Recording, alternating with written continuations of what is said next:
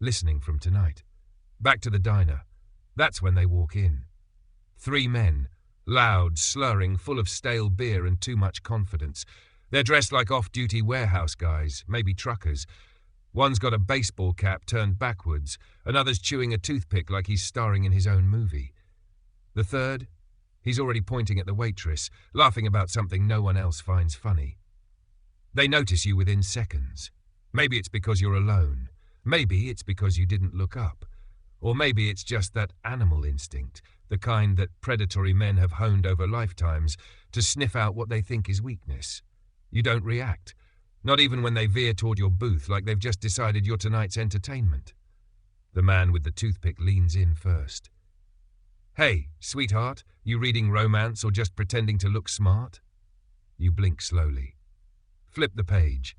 The one in the cap laughs, slaps the table. "Damn, she's giving you the cold shoulder, Rick." Toothpick's name is Rick, apparently. Rick's voice tightens. "Come on, baby. Smile a little. We're just being friendly." You set the book down. Still no expression. Still no fear. What you do next isn't loud. It isn't showy. It doesn't make the cook drop his spatula or cause the waitress to scream. It's just decisive. One movement, clean, fast. Rick's hand jerks back as if burned. The cap-wearing man takes a half-step, freezes when you shift your weight, and in that second, they both understand. They've just picked the wrong woman. But they don't fully know. Not yet. Because the truth of who you are, what you've done, and how you've survived is written in muscle memory, not words. It's etched into your bones by years of training, hundreds of sleepless nights, and one decision you made long ago, to never be prey again. That decision started a lifetime ago.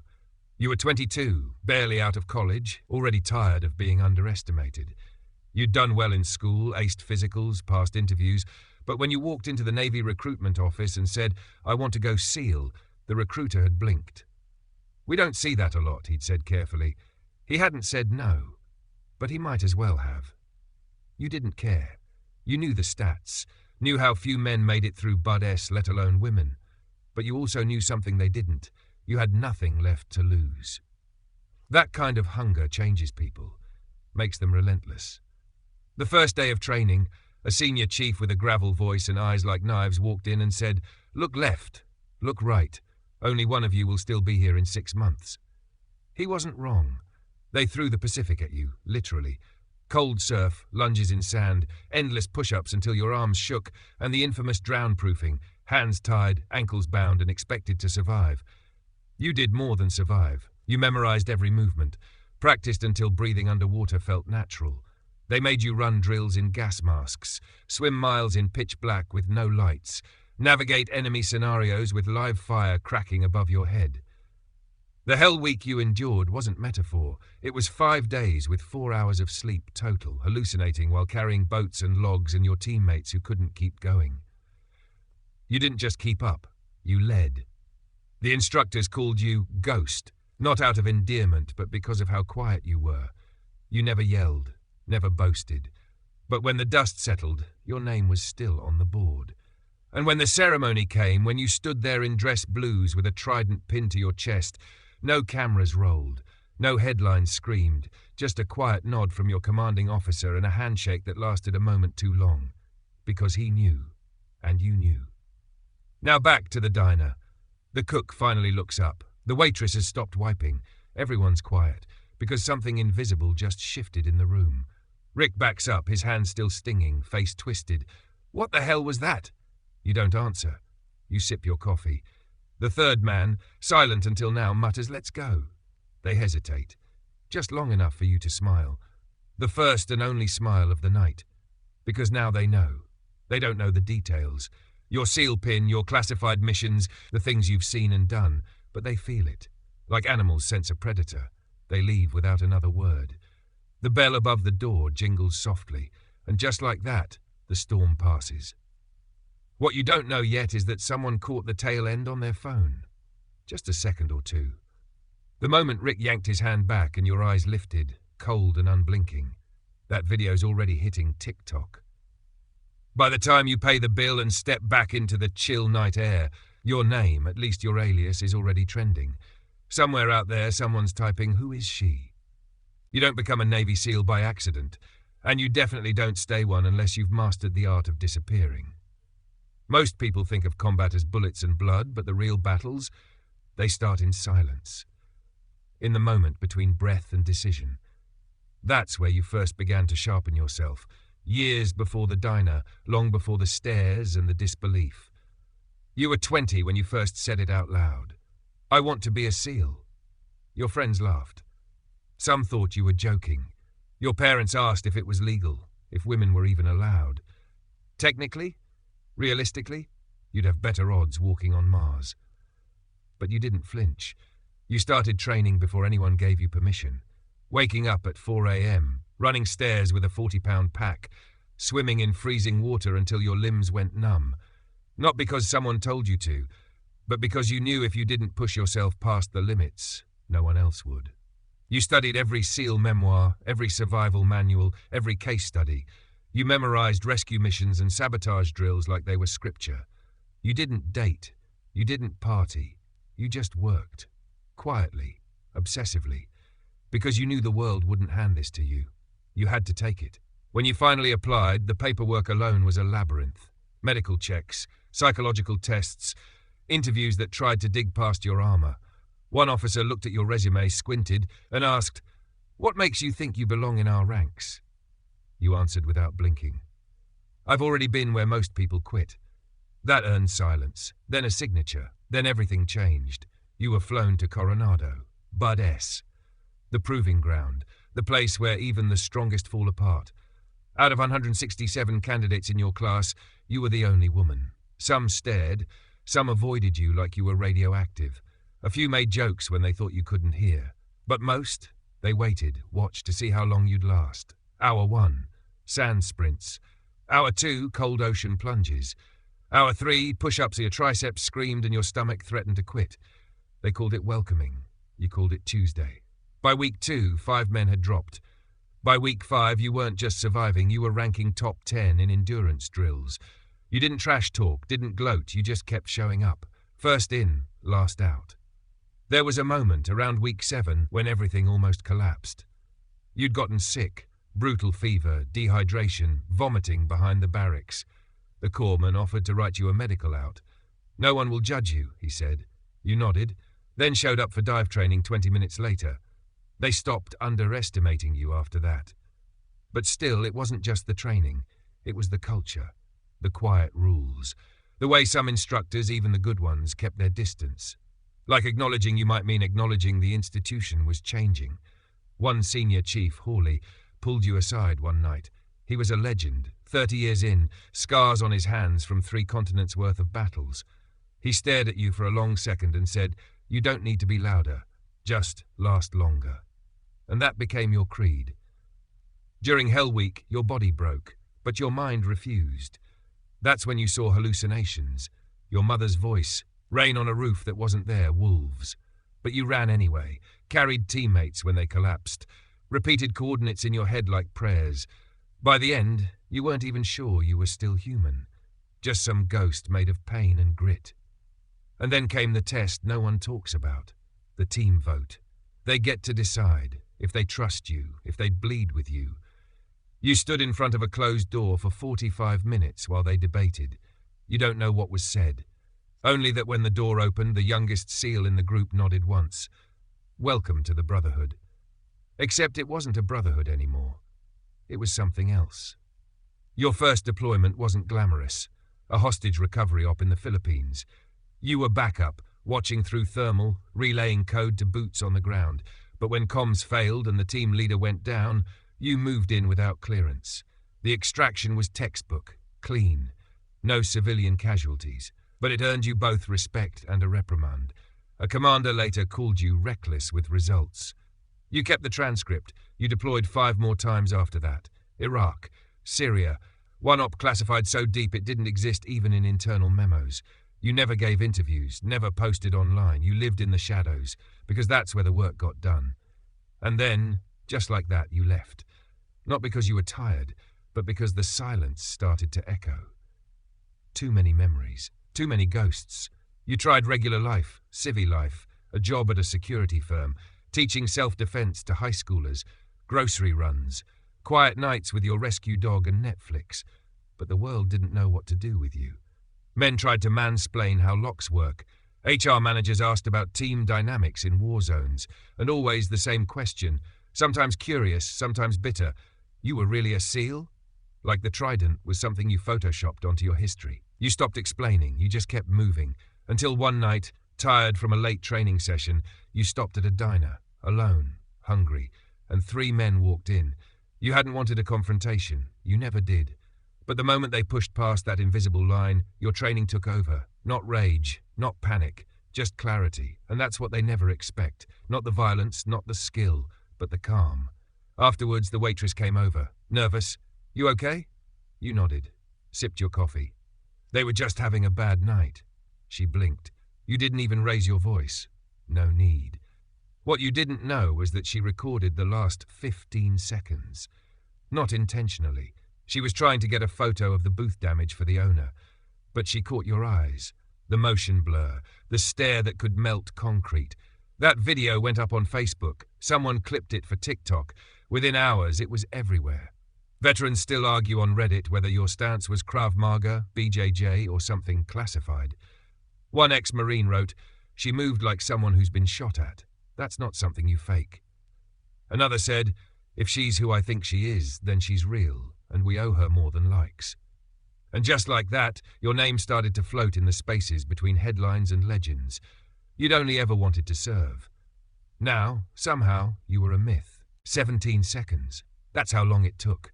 From the first jeer to the last footstep of the last man as he stumbled out of the diner, those 17 seconds stitched a new story into your life and rewrote theirs forever. The video would later be analysed like the Zapruder film, frame by frame, slowed down, blown up, looped, but in real time, it was fast. So fast, most of the other diners didn't even register what happened until it was over. The trigger was simple.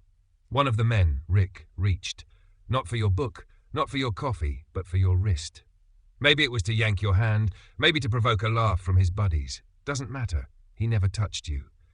The moment his fingers breached your space, you pivoted, subtle but decisive. Your right hand brushed his wrist down, redirecting the momentum. Your left shoulder dipped, core locked tight, and in a fluid motion, you stood. Not fully, just enough to shift gravity. He stumbled forward, off balance. You stepped back half a pace, letting his own weight do the work. Then came the silence. It wasn't loud. It wasn't violent in the way people expect from bar fights or brawls. It was surgical. Cap Hat tried to move next. You stepped into his space with controlled aggression, elbow raised, footwork light. A feint, not a strike. But it was enough. He froze, his face changed first, mouth open, brows pinched. Like some ancient instinct was finally breaking through the beer haze and telling him, this isn't a woman you can intimidate. This is something else. The third man, the quiet one, never moved. He just stood by the jukebox, watching. Probably the smartest of the bunch. You never had to make full contact. The threat was clear, the outcome certain. Anyone who's trained to kill knows the power of hesitation. Sometimes restraint is more terrifying than violence. 17 seconds. Then gone. The waitress didn't say anything at first, just stared. She'd seen fights, she'd seen arguments, she'd even seen someone flip a table once. But she'd never seen that kind of stillness, that command of space. A middle-aged man in the corner muttered something like, "What the hell just happened?" And that's when the murmurs began. The cook leaned out from the kitchen. "You okay?" You nodded. And then, as if nothing had happened, you returned to your booth. Picked up your paperback, flipped a page. It took another 2 minutes for the adrenaline to settle in the room. Someone went outside to smoke. The waitress poured herself a glass of water with shaking hands. The cook went back to flipping patties. But the phone? That didn't stop. The waitress uploaded the video around 2:15 a.m. By 3:30, it had 20,000 views. By 7 a.m., news aggregators had it front page. Mystery woman flattens 3 men in seconds. Headlines followed fast. Is she military? Real-life female John Wick? Diner defense masterclass. By 10 a.m., the theories were running wild. Reddit threads exploded. Some claimed you were Mossad, others said FBI. One said, definitely Navy SEAL. Watch the stance at 4. It didn't take long for veterans to chime in. I recognize that movement from CQB drills, one wrote. She's got training, real training. A retired SEAL dropped a comment that lit up the forums. I served with someone like her once. If it's who I think it is, that woman's done more for this country than she'll ever be allowed to admit. And just like that, your past came surging into the present. You'd spent years avoiding the spotlight, refusing interview requests, declining medals beyond the basic requirements. You never wanted fame, you just wanted to be effective, invisible. Now, you were viral. You started getting emails. Most you ignored. But one came from a small military podcast run by 2 Afghanistan vets. Their message was short. We don't want a story. We just want to thank you. You answered that one, but you kept your name private. Meanwhile, the 3 men? They became something else. Internet pariahs, memes, jokes, the kind of cautionary tale shared with a laugh but a hint of fear. One of them, Rick, later posted a limp apology video, said he was drunk. Said he didn't know she was trained, as if the only mistake was underestimating your resume, but the public wasn't buying it. The top comment on his video read, "You didn't lose a fight, you walked into a legacy." Others chimed in, "She's not dangerous, she's prepared. This is what Grace Under Fire looks like. I want my daughter to see this video." Even mainstream anchors started debating. On a morning show, a panel of talking heads argued whether society should glorify violence. But a veteran guest shut it down with one sentence. That wasn't violence. That was discipline wrapped in steel. The diner owner, bless his heart, took the clip and turned it into a marketing campaign. Try our pancakes, but don't try our customers. Sales doubled that month. But while the internet churned, you stayed quiet. You went back to your routine, morning jogs, teaching close combat drills to local law enforcement, volunteering on weekends at a PTSD support group for veterans. But people started recognizing you. At the grocery store, a woman whispered, "Thank you." At the dog park, a guy said, "I saw the video. You made me feel safe." You never replied, just nodded. Because what do you say to that? Not all responses were kind. A few trolls tried to spin it, claimed it was staged, called it performative, said you were just lucky. The men backed off, but real ones knew. And the military community, they rallied. One Navy Facebook group posted, "She's one of ours, period." An active-duty female Marine wrote, "It's about damn time the world saw what we can do." Somewhere between all the noise, a letter arrived, handwritten, no return address. Inside was one sentence, "You stood up so we didn't have to." You read it twice, then tucked it into a drawer with your challenge coins and discharge papers. 17 seconds. That's all it took to reignite a conversation that had been simmering in the corners of policy rooms and barracks bunks for years. The role of women in elite combat. But you weren't trying to make a statement. You just wanted your eggs and coffee in peace. And if anyone ever asked you about those 17 seconds, you'd just shrug and say, it was nothing. Because for you it was. But for everyone watching, it was the reminder they didn't know they needed. That strength doesn't always roar, and real power never has to raise its voice. The morning after the diner incident, the real explosion wasn't just on social media. It was in inboxes, Slack channels, and the always buzzing forums where veterans, analysts, and policymakers debate everything from boots-on-the-ground strategy to whether MREs have gotten worse. You weren't just a trending video anymore. You were news. A VA newsletter led with the headline, "Unidentified Woman Demonstrates SEAL-Level Tactics in Viral Diner Video." Below it, a quiet but powerful line, "If she's a vet, we owe her." That was all it took. Every platform had an opinion. Fox called you a symbol of silent strength. CNN debated your legal rights to self-defense. The Daily Show joked that you should replace every TSA agent in the country. But beneath the humor and political posturing, something deeper was happening. People started talking about women in special operations again, but not like before. Because before, it had been theory, policy, arguments in think tanks. You were the reality. Someone even looped your clip over footage of a congressional hearing on women in combat roles. It hit 1 million views in 12 hours. Suddenly the question wasn't, can women do this? It was, why did it take this long for us to listen? The military community buzzed with reactions. A retired Army Ranger tweeted, "Whoever she is, I'd clear a room with her any day." A former SEAL posted on Instagram, "We never cared about gender. We cared about mission success. She proves that point with every step. But the most shared comment came from a Vietnam vet on Facebook. She didn't move like a woman. She didn't move like a man. She moved like someone who's seen war and lived to tell no one. It wasn't just the veterans.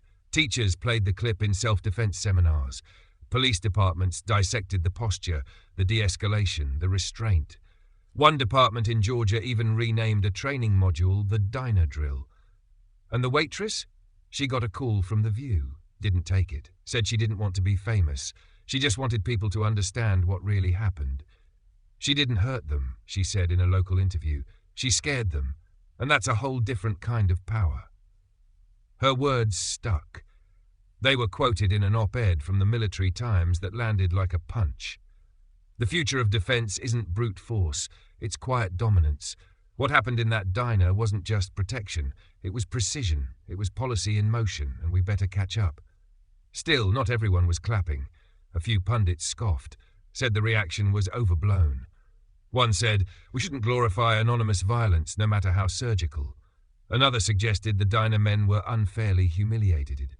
That take got torched within minutes. A Navy wife replied, they weren't humiliated by her, they humiliated themselves, she just handed them the receipt.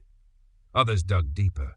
Online sleuths, the kind who live for matching tattoos and blurring backgrounds, started parsing every frame. One freeze frame showed a faded Navy ring. Another caught a glimpse of your forearm tattoo, coordinates no one could trace. Speculation spread fast. Theories ranged from Black Ops operator gone ghost to witness protection with combat history. Someone even suggested you were a test case for AI-driven battlefield tactics, because apparently it was easier for some people to believe you were a robot than a woman with elite training. Meanwhile, you kept a low profile. You didn't go online. You didn't call anyone. But the past was stirring. People who hadn't heard your name in years started reaching out. An old instructor texted, I told them you were different. A former teammate just sent an emoji, salute. You let them sit unread. You weren't hiding. You were processing. Because this wasn't just a viral video. It was a rupture. A door flung open you'd spent years keeping shut. You went back to the diner a week later. Same booth, same burnt coffee.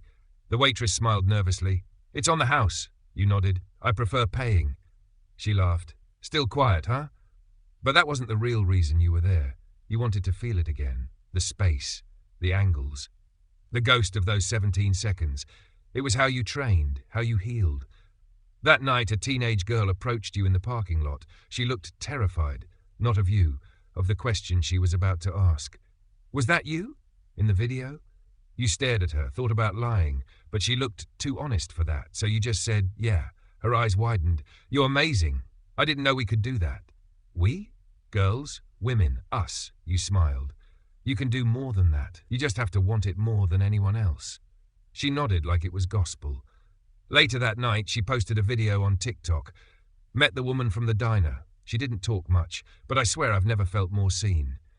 It got 1 million likes. The diner story became more than a clip.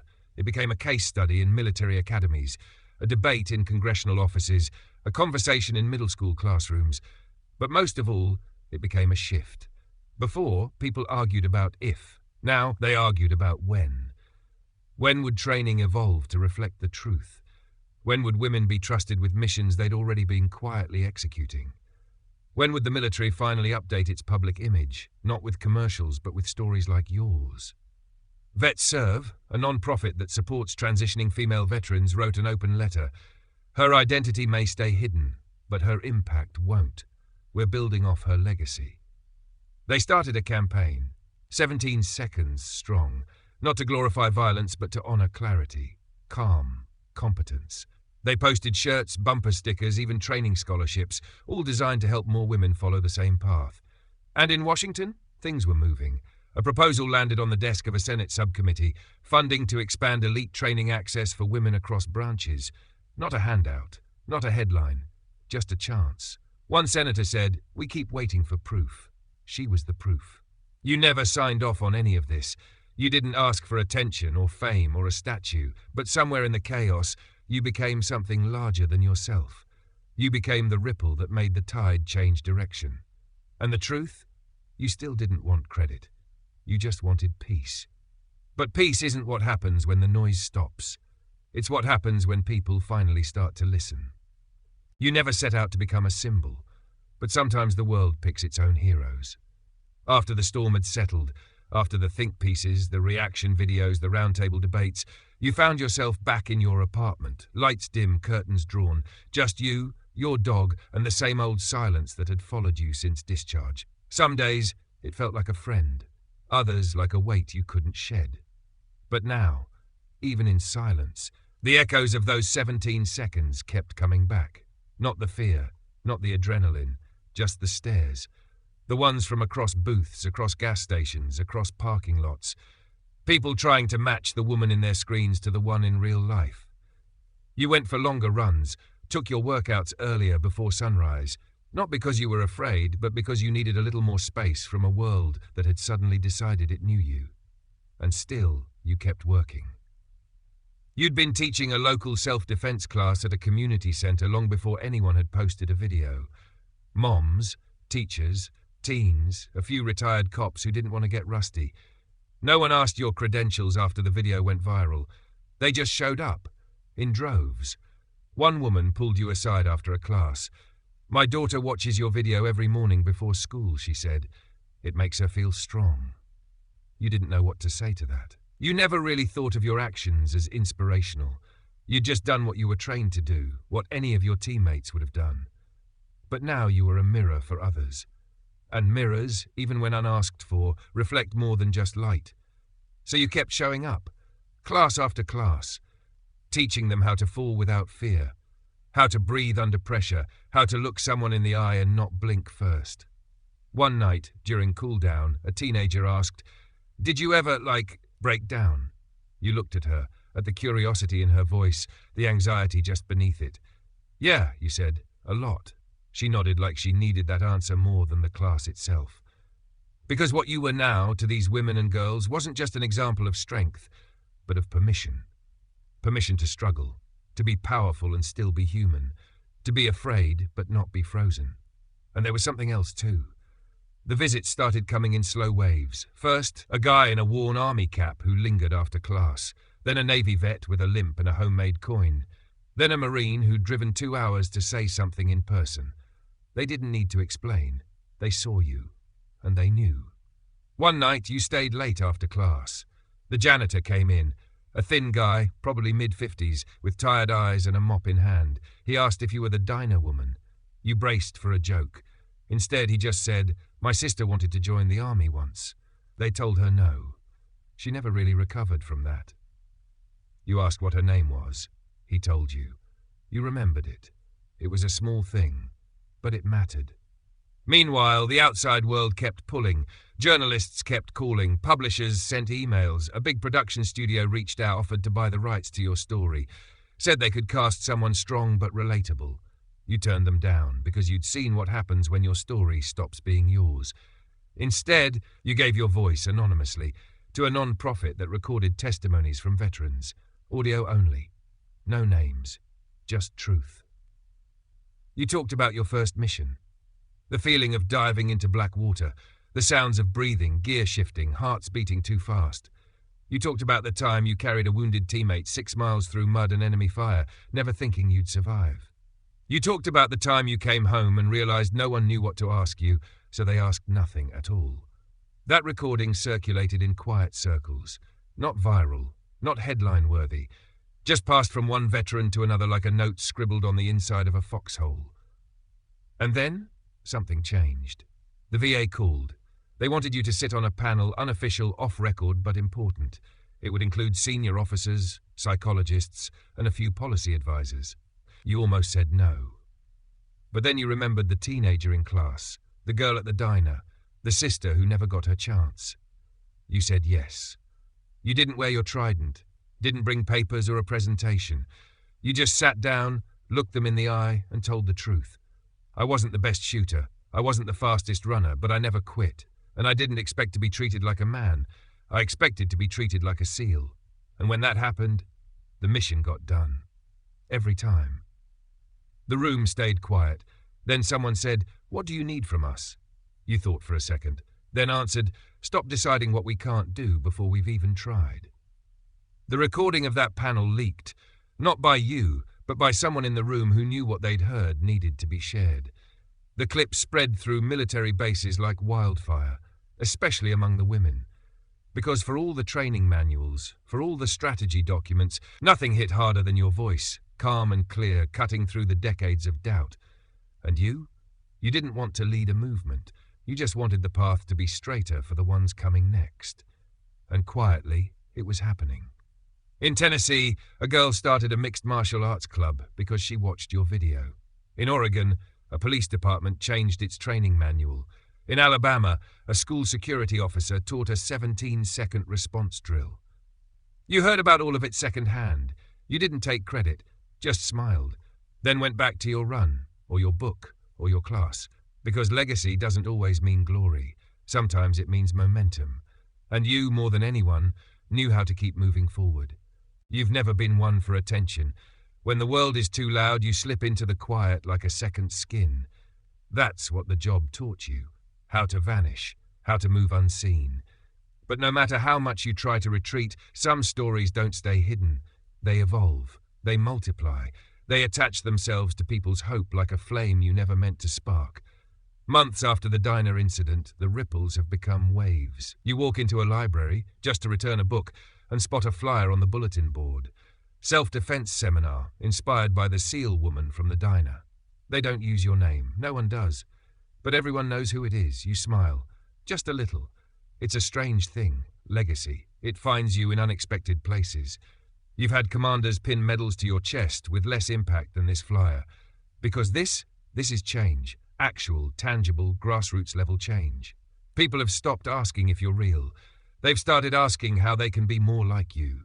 You're in Idaho one afternoon, passing through, when a stranger at a gas station nods and says, "Thanks for reminding us what quiet strength looks like."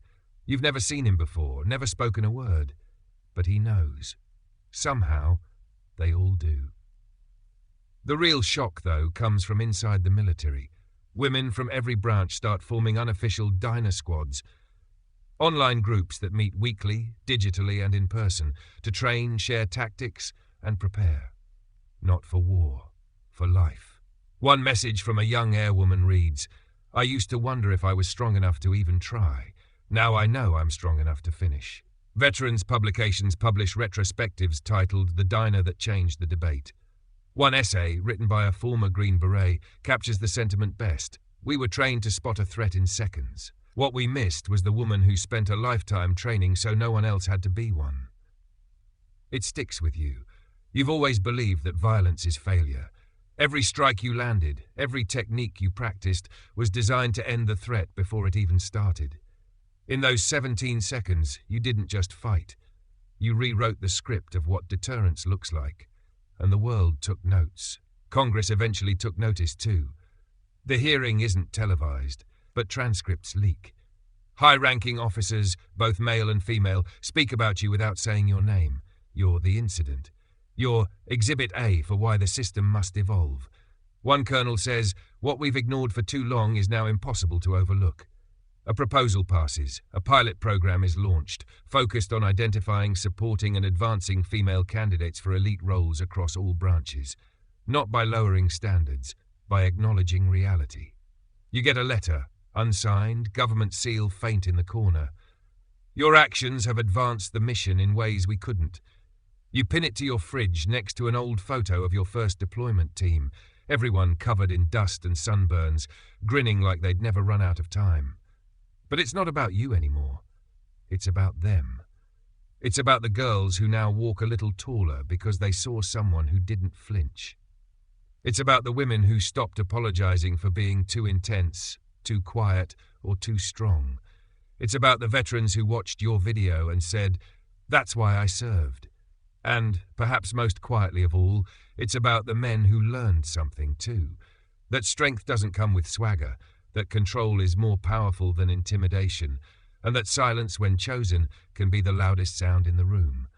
Even now, months later, someone finds a new angle on the clip. "Look at her left foot," a martial arts coach says. "That's weight distribution most black belts miss." Another instructor replies, "That's SEAL training." She's not reacting, she's anticipating. There are books being outlined, films being drafted, school curriculums referencing the diner moment as a modern example of calm under pressure. But you're in the woods, running, breathing, free. The trees don't know your name. The wind doesn't care about your past. And the ground beneath your feet holds every footstep like it's sacred, because out here no one expects anything from you. You're not a lesson, not a hero, not a myth. You're just you. Later, back home, you get a small package in the mail. No return address. Inside is a single item, a hand-carved wooden plaque. On it, burned into the grain, are 4 words: "You moved the world." You hold it for a long time. Let your fingers trace the letters. Let the silence finally feel like peace.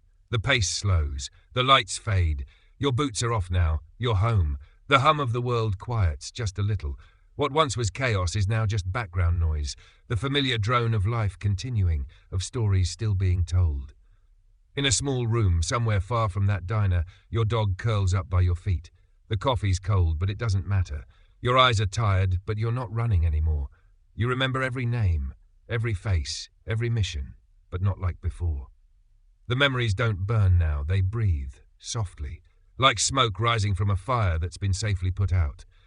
People always expect heroism to be loud, but yours was in the stillness, the space between conflict and collapse, in the 17 seconds that reminded a world spinning too fast what true control really looks like. You were never chasing fame, just peace. And if this is what peace looks like, you'll take it. One last breath. One last look at the door you held open for others. Then you lean back, and finally you rest.